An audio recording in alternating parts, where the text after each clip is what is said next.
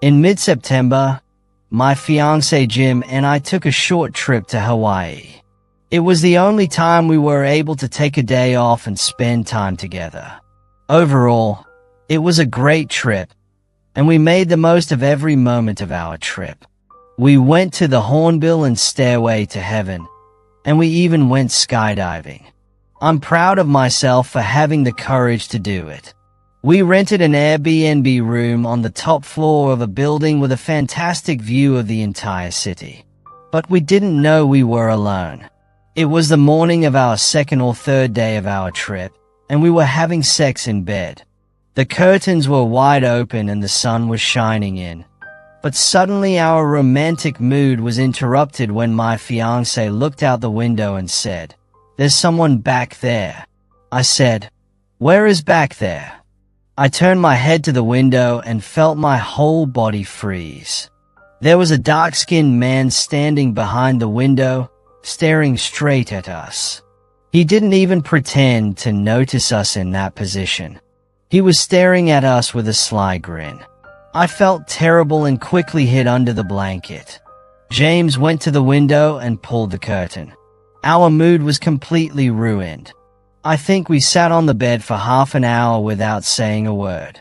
In those minutes of doubt and embarrassment, 1,000 questions came to my mind, such as how long the man had been standing there, was he filming us or not, and most importantly, what was he doing there?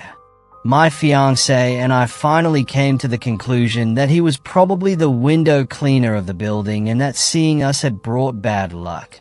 If we had been in a hotel, we would have gone straight to the reception and complained, but it was just a private house that we had rented, so there was nothing we could do but laugh and be carefree. In short, we forgot the whole incident with jokes and laughter, and after a while we left the room and had a good time.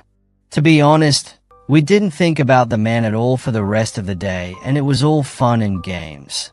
We returned to the hotel late at night and had a good sleep. The next day we went to the beach, but then instead of going to our room, we went to the rooftop to watch the sunset and take selfies. We took lots of pictures and watched the planes come and go and had some romantic moments like all couples do, but that's where our good mood went down again. James was standing on the edge of the rooftop so he could get some good shots of the city, and I was by the rooftop door chatting with my friends when suddenly I heard the door open. I looked up and saw the same man who was outside our window. He smiled at me with that ugly face and went down the stairs. Before I could scream, the door closed behind him. I was frozen. I mean, he was outside the door watching us the whole time. What was he doing there? He wasn't dressed like a security guard and his right leg was in a cast, so he was in no condition to do any service work. That day when I saw him through the window, I wanted to go and grab him and tell him why he was looking at us, but I'm a delicate girl, and if I did that it would be to my own detriment, not that man's. Well, I quickly told James what had happened. He immediately opened the door angrily and checked the staircase, but the other man had already left. We decided to go downstairs and tell the guard everything. But then we would have to tell him ourselves that we had gone behind the curtain without permission. So we went to our room without any complaints and locked the door. The rest of the night passed without incident. The next day, at 6 a.m., I woke up. I rolled over in my bed and tried to go back to sleep. I had been asleep for 5 or 6 minutes when I suddenly heard a sound. I opened my eyes and listened. It sounded like something was being dragged across the floor.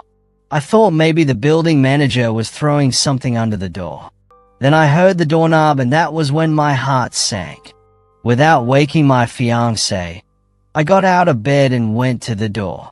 Suddenly the doorknob clicked and the soft, irregular sound of footsteps rose from the hallway. I gathered my courage and looked through the peephole but saw nothing. I checked the lock again and went back to the room, which was a little unsettling to me. The only person I could think of was the haze man, who probably wanted to come in to see me and my fiancé up close. Despite my stress, I fell asleep after 10 minutes. I woke up at about 7:30. The sun was shining in the room. I turned off my alarm to go back to sleep, but James kissed me good morning and wouldn't let me sleep. I said, "Did you hear any strange noises last night?" He looked at me with a pale face as if he didn't want to answer. "No, last night, but there was someone knocking on the window a quarter of an hour ago," he said, and I woke up. We looked at each other for a moment, and then we jumped out of bed and pulled back the curtain. I couldn't believe it.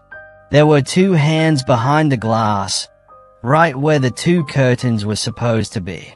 That meant he was pressing himself against the window to see us. The thought that the intruder was doing this just to see us scared me. My fiancé and I immediately went to the guard and told him what had happened. He didn't believe us until we told him to come and look at the handprints. We told him everything about the man and that we had gone up to the roof without permission. After talking to the guard for 40 minutes, we went out for breakfast and never saw the man again.